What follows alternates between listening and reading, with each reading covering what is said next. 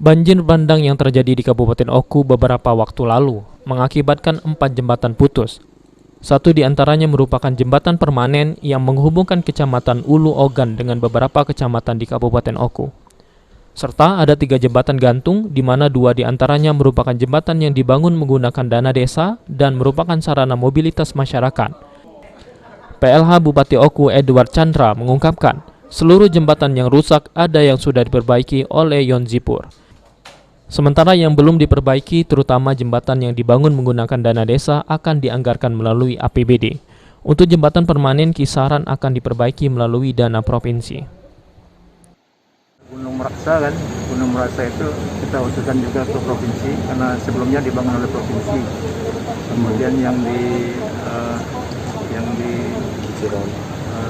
Tubuhan ya, Semenjang Haji itu akan kita usulkan di APBD 2022.